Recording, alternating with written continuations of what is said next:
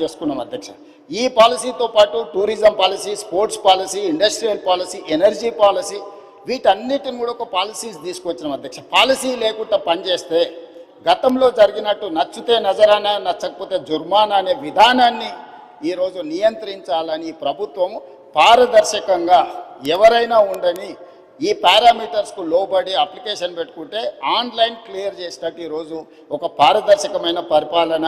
ఇప్పుడు good governance కాదు అధ్యక్ష, స్మార్ట్ గవర్నెన్స్కు మనం ఎదగాల్సిన అవసరం ఉంది.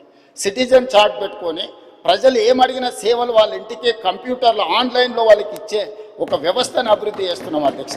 ఈరోజు వెహికల్స్ రిజిస్ట్రేషన్ డైరెక్ట్ షోరూంలోనే మీరు రిజిస్ట్రేషన్ చేసుకోవచ్చు, ఆన్లైన్లోనే మీ డ్రైవింగ్ లైసెన్స్ రెన్యువల్ చేసుకోవచ్చు.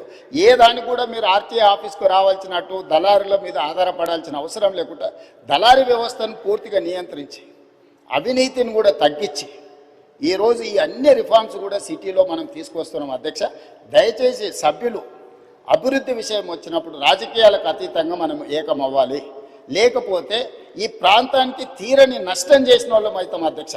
రాజకీయాలు వచ్చినప్పుడు, ఎన్నికలు వచ్చినప్పుడు ఎన్నికలలో గెలవడానికి ఏం కావాలా, ఏం చేయాలా, ఎవరిని ఎవరు ఓడగొట్టుకోవాలా, ప్రజలు ఎవరిని గెలిపించాలి వాళ్ళు నిర్ణయం చేస్తారు అధ్యక్ష. కానీ ఈరోజు ఎన్నికలు లేవు, ఈరోజు మనం అభివృద్ధి. అందుకే ఈరోజు 3 మున్సిపాలిటీలను చేసుకున్నాం, హైదరాబాద్, సైబరాబాద్ అండ్ మల్కాజ్గిరి. చాలామంది ఎందుకు చేసినారు అధ్యక్ష, మల్కాజ్గిరి ప్రాంతం వెళ్ళండి, నేను ఎంపీగా పనిచేసిన. గ్రామ పంచాయతీలు ఉన్నాయి, మున్సిపాలిటీలు ఉన్నాయి, మున్సిపల్ కార్పొరేషన్ ఉంది, జిహెచ్ఎంసీ ఉంది, 4 రకాల పరిశ్రమలు. శంబీపూర్ రాజు గారు ఒకవేళ సభ్యుడు ఉంటే వారి ప్రాంతము వారికి తెలుసు, వాళ్ళ ఊరు గ్రామ పంచాయతీ ఉంది, ఆ పక్కనే మున్సిపాలిటీ ఉంది కొంపెల్లి, ఆ పక్కనే మున్సిపల్ కార్పొరేషన్ ఉన్న జవహర్ నగర్, ఆ పక్కనే జిహెచ్ఎంసీ వార్డులు ఉన్నాయి.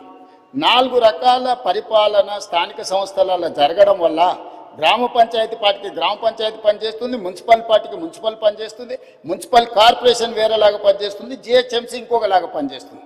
దీంతో అధికారుల మధ్యలో అవగాహనలో లోపం, ఈ అవగాహన లోపం వల్ల ఇచ్చే అనుమతులలో లోపం.